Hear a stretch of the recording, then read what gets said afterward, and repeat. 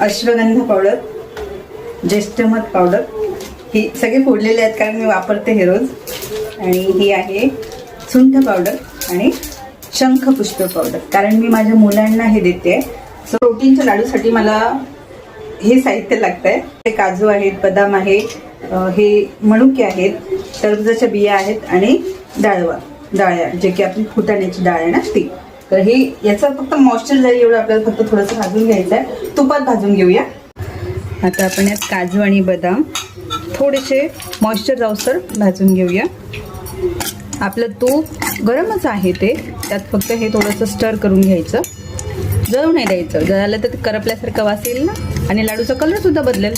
So यातच आपण टरबूजाच्या बिया पण ॲड करून घेऊया आणि ही जी डाळ घेतलेली आहे डाळवा हे पण ॲड करून घेऊया.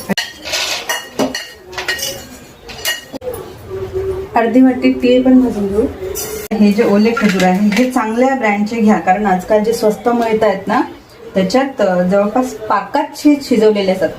साखरेचा पाक असतो ना, ते पाकात शिजवलेले असतात. हे आपल्याला काही शिजवायचं नाहीये, फक्त एक ते मेल्ट झाले पाहिजे थोडेसे, म्हणजे ते आपल्याला असे दाबल्या गेले पाहिजे बस. हा असा लगदा बनतो. अशा प्रकारे हे काढून घ्यायचे का बाउलमध्ये, ते राहू द्यायचा नंतर गार्निशिंगसाठी. हे सगळ्यात ॲड करायचं. ह्या ज्या पावडर्स आहेत एक एक चम्मच अंदाजे टाकून द्यायचं.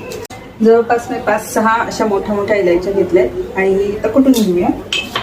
इलायचीला मसाल्यांची राणी म्हणतात.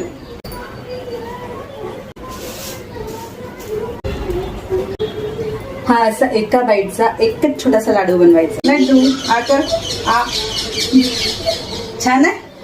चॉकलेटचा लाडू आहे. चॉकलेट आहे.